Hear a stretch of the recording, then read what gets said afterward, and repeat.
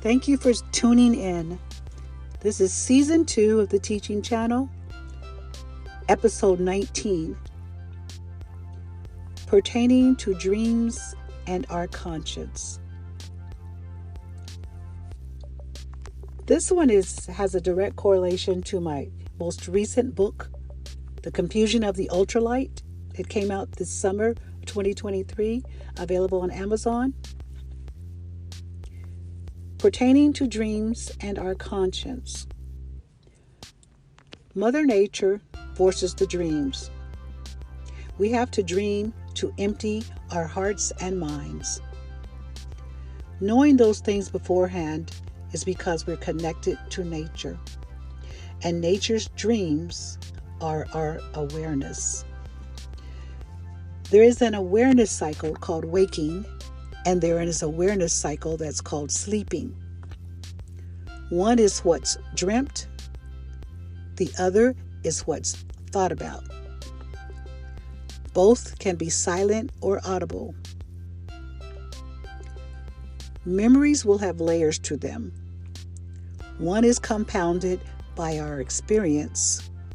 The other is predicated upon what we already know. And so knowledge abounds because there is an open gateway. Our experiences are open, out in the open, as we can experience them. That would be living on the outside, not being locked up as to having an experience. Then there is the processing layer. A layer of memory coincides with our consciousness as to whether we are awake or asleep. We could be drifting from memory, but latching onto what's most important. And what's most important could be our immediate circumstances. They would be coming from what we have experienced lately or are going to have some trials about. Latent, past tense, and pastime are all a part of those inherent experiences that we're incumbent to be exposed to. We can't ward off or thwart anything unless it's permissible to do it. We talked about the rules in last week's podcast. For example, we could never think of one thing, then do another, and maybe it's opposite just because we're exposed to it. Those thoughts have become deeply ingrained.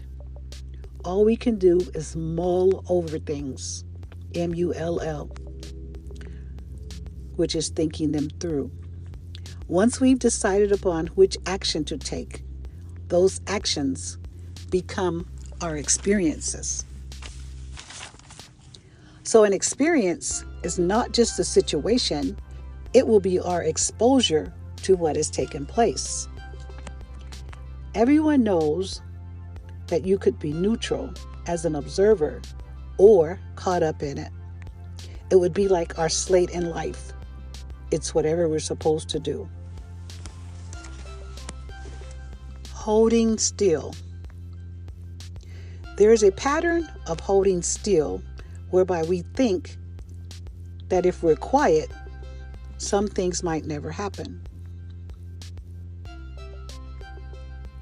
And this is my quote: "The quiet zone has never rid us of our woes.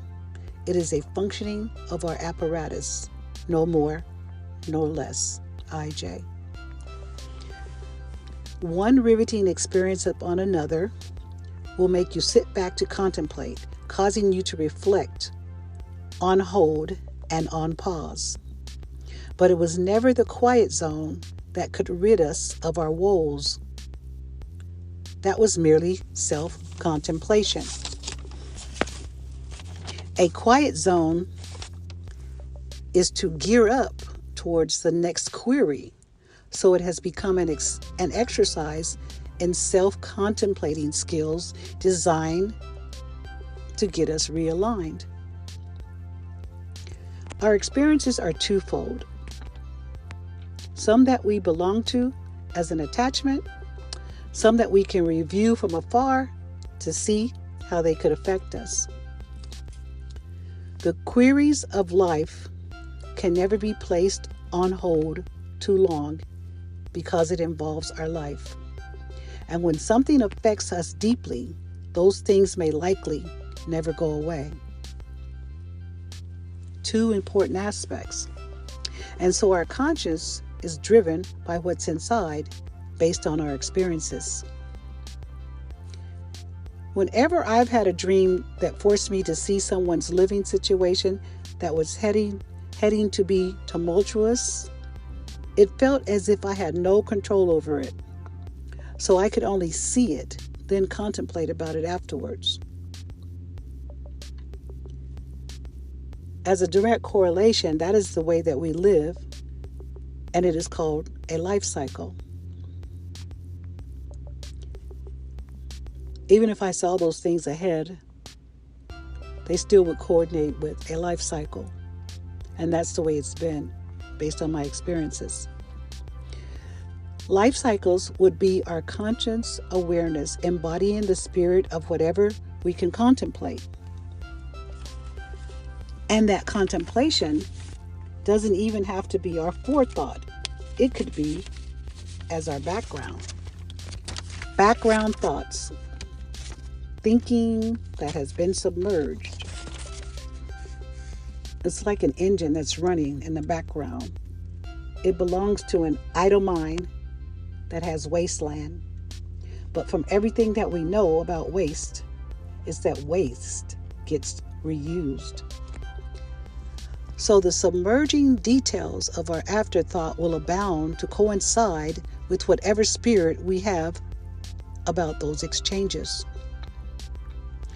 Replacing our memories has never been allowed. We could only drown our spirit to act as if those things were never there, thus providing a wasteland. But it could be our deepest worries that surface. And that is what the assessment would become about.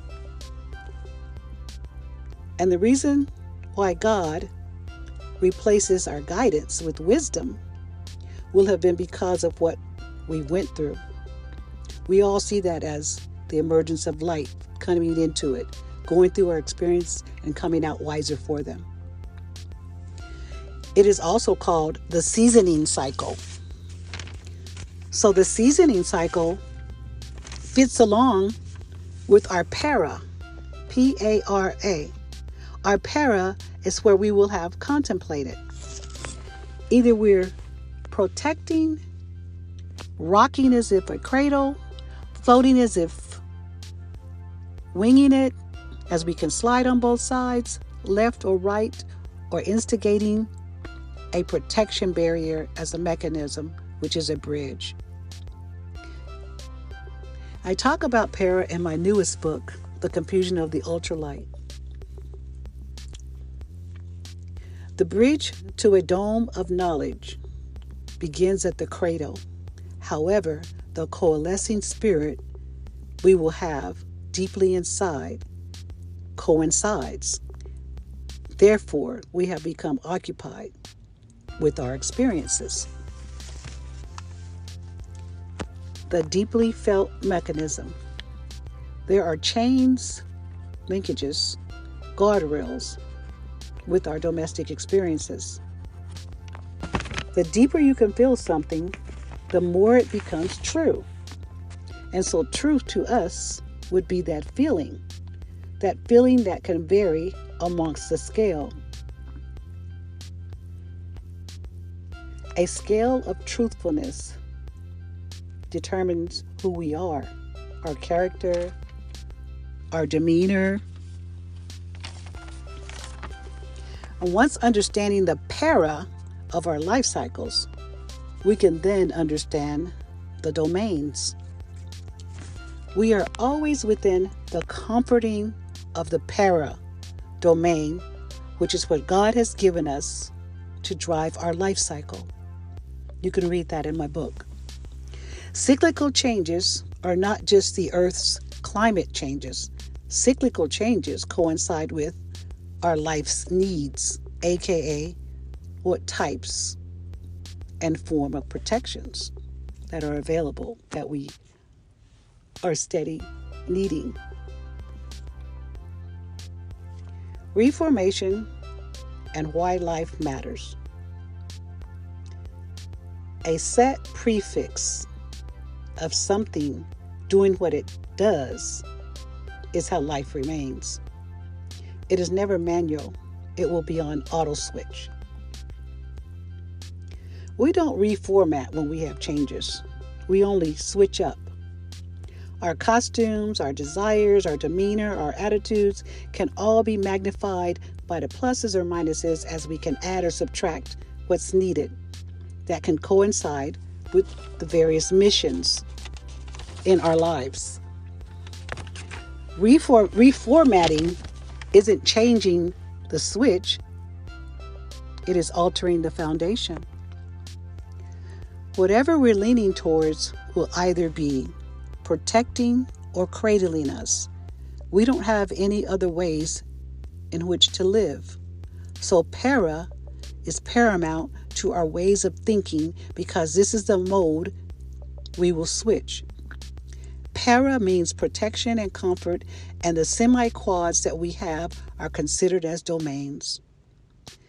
A coalesced spirit is cradled to coincide with life.